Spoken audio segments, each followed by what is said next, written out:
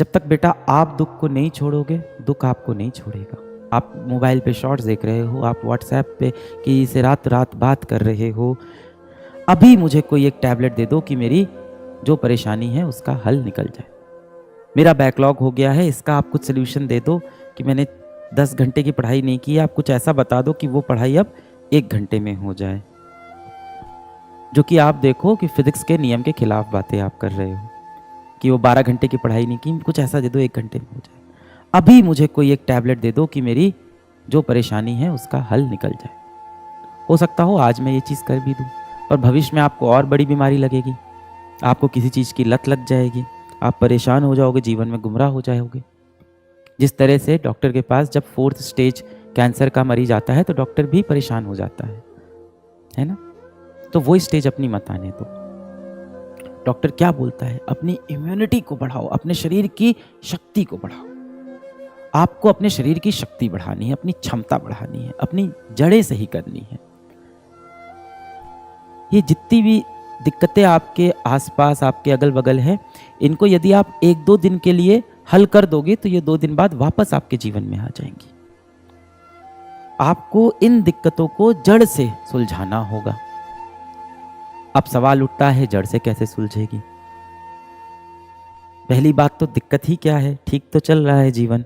हाँ, बस रात में नींद नहीं आती है 2-3 बजे तक, सुबह उठा नहीं जाता है 10 बजे से पहले, खाना खाने का मन नहीं करता है, फास्ट फूड बहुत खाते हैं जिससे हमेशा पेट में दिक्कत होती है, तबीयत खराब रहती है। पढ़ाई करने का मन नहीं करता, पर अंदर से खुद के अंदर बहुत खुद को गिल्टी फील होता है कि चलो बैठ के पढ़ लेते हैं।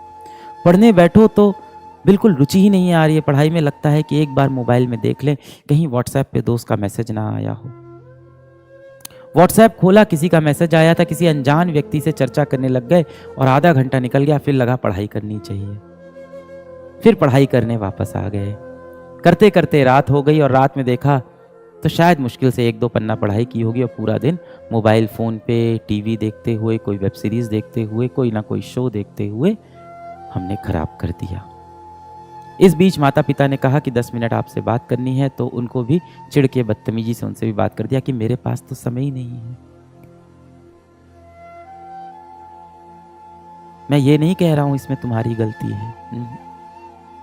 कोई व्यक्ति, मान लो किसी व्यक्ति को कैंसर हो गया, या मान लो कोई व्यक्ति को बुखार हो गया, और डॉक्टर उसे क्या बोलेगा? तुम्हारी गलती है, तुम्हारी गलती से तुमको बुखार हुआ है, तुम्हारी गलती से तुमको ये जेनेटिक डिसऑर्डर हुआ है, तुम्हारी गलती से ये तुम्हारी तबीयत खराब हुई है। नहीं ना, बीमारियां हैं, बाहर हमारे पर्यावरण में है, हमें चपेटे में ले लेती हैं। इसी तरह से कलयुग के अंदर बहुत सी ऐसी बीमारियां हैं जो आप जैसे युवाओं को अपने चपेट में ले रही है। वो बीमारियां क्या हैं? वो बीमारियां हैं ये सोशल मीडिया प्लेटफॉर्म्स, इंस्टाग्राम हो गया, यूट्यूब हो गया, व्हाट्सएप हो गया। अब बताया तो बहुत अच्छे तरीके से जाता है कि व्हाट्सएप बनाया है ताकि आप बात कर सको दोस्तों से, दूर बैठे व्यक्ति से आप बातें कर सको। इंस्टाग्राम इसलिए आप अपनी फोटो डाल सको। यूट्यूब इसलिए है कि आप शिक्षा प्राप्त कर सको पूरी दुनिया की। पर असल में इसका क्या इस्तेमाल हो रहा है आपको भी पता है। तो कलयुग के अंदर ना बहुत सारी इस तरह की बीमारियां टहल रही हैं। और जो आप कहते हो ना कि आपको मोबाइल फोन की लत लग गई है, या आपका पढ़ने में रुचि नहीं है, आपको किसी और चीज में मजा आने लग गया है, इसमें बेटा आपकी गलती नहीं है। मुझे लगता है आपकी जनरेशन को इस चीज का एक श्राप मिला है। पर्यावरण पूरी तरह से दूषित हो चुका है। ये एक बीमारी है और इसे हमें समझना होगा। आपके अगल बगल बहुत सारे नए युग के शैतान हैं, ये नए युग के रावण हैं जो हमारे अगल बगल टहल रहे हैं, हमें अपने चपेटे में लेने की कोशिश कर रहे हैं, हमें अपने लक्ष्य से भटका रहे हैं। जब आप किसी OTT प्लेटफॉर्म पे कोई भी वेब सीरीज देखने लगते हो, कोई भी शो देखने लगते हो जिसमें लड़ाई झगड़ा चल रही है, कुछ भी चल रही है, पंचायत चल रही है, उससे आपको आपका लक्ष्य पाने में कोई मदद नहीं होगी। आप बोलते हो नहीं वो मुझे खुशी देगा, मुझे सुख देगा।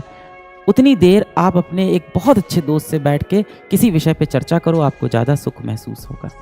अपने माता पिता के साथ बैठ के बातें करो, आपको ज़्यादा सुख महसूस होगा। आप जाके बाहर कोई खेल खेलाओ, शारीरिक कसरत वाला कोई खेल खेलाओ, आपके शरीर को भी अच्छा लगेगा, आपके दिमाग को भी अच्छा लगेगा। पर हम कर नहीं पाते, क्यों? क्योंकि हम बीमार हो गए भाई। आप समझो इसमें आपकी गलती नहीं है, मैं आपको बिल्कुल ब्लेम नहीं कर रहा हूं, तुम्हारा हाथ पकड़ के मैं खड़ा हूं।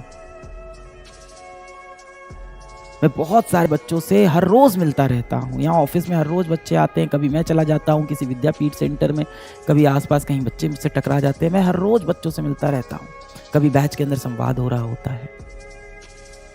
वरना मैं सोशल मीडिया पे मैं तो एक्टिव रहता हूँ देखने के लिए कि मेरे बच्चे क्या कर रहे हैं। और मैं अपने बच्चों को दोष नहीं देता हूँ कि तू खराब है, तू पापी है, तू पागल है, तू नालायक है, तू दुष्ट है, नहीं है। मुझे पता है मेरा हर एक बच्चा दिल से आज भी चाहता है कि वो जीवन में सफल हो, समाज का कल्याण करे, अपने माँ बाप के लिए कुछ अच्छा कर जाए। हर बच्चा ये चाहता है। मेरा कोई बच्चा अपने जीवन में रावण नहीं बनना चाहता, बिल्कुल नहीं बनना चाहता होगा।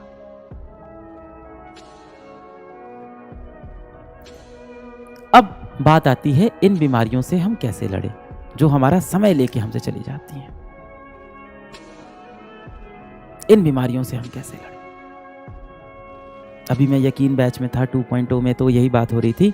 तो मैंने कहा था कि आपने कोई वेब सीरीज़ देखी, आपने कोई शो देखा, आप दोस्तों के साथ बाहर पार्टी पे चले गए, खाने पीने चले गए, आप मोबाइल पे शॉर्ट्स देख रहे हो, आप व्हाट्सएप पे किसी से रात रात बात कर रहे हो, ये जितनी भी आप मौज मस्ती कर रहे हो, इससे आप कभी भी जीवन में एक बड़े मनुष्य, एक सफल मनुष्य नहीं बनने वाले। किस्सा मौज मस्तियों का नहीं, मेहनतों का मशहूर होता है। मेहनतों के किस्से मशहूर होते हैं। ये जितनी भी बीमारियां हैं, इनसे लड़ने का क्या तरीका है? इंद्रियों पे काबू, इम्यूनिटी को बढ़ाना, कैसे होगा ये? अभी क्या हुआ मॉडर्न समय के अंदर, आप देखो भगवान पे विश्वास करने वाले को, और जब मैं भगवान बोल रहा हूं तो अपने अपने धर्म के हिसाब से अपने अपने क्रिएटर को आप मान लेना। भगवान पे विश्वास करने वाले को हमने बोला कि वो गंवार है। जो भी व्यक्ति होता है जो भगवान पे विश्वास करता है, हम लोग कहते हैं ये तो बहुत पुरानी सोच का है, ये तो गंवार है, साइंस ये कहती है, साइंस वो कहती है। मैं तो फिजिक्स का ही टीचर रहा हूं। आप इतिहास के जितने बड़े साइंटिस्ट उठा लो, सब ये कहते हैं कि ये दुनिया किसी ने बनाई है, अपने आप नहीं बनी है। हाँ, वो रचयिता जो है दुनिया का, वो देखने में कैसा होगा हमें नहीं पता है। इसीलिए उपनिषद कहती भी है कि भगवान का कोई रूप नहीं है, भगवान का कोई शेप नहीं है, पर है। मॉडर्न समय में क्या हुआ कि हम उससे दूर हो गए। हमें लगा कि बहुत कूल होगा अगर हम बोलेंगे कि I am N atheist, I don't believe in God. हमें लगा ये बहुत कूल है। और आप देखो जैसे जैसे आप अपने भगवान से, आप किसी भी भगवान को आप मान सकते हो, अंत में सब ऊपर एक है। आप यहाँ लड़ाई झगड़ा कर रहे हो, रचयिता तो एक ही होगा ना। तो आप जब उससे दूर होते हो तो आप इस तरह की बीमारियों से ग्रस्त होते हो।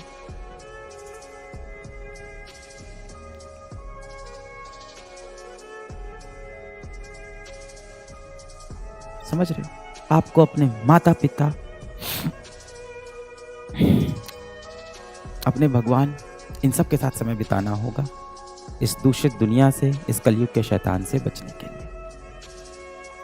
ये संवाद खत्म होगा, आप जिस भी भगवान को मानते हो उसके सामने जाके हाथ जोड़ना है, या जिस भी तरह से आप प्रेयर करते हो उस तरह से प्रेयर करना, शक्ति मांगना अपने अंदर।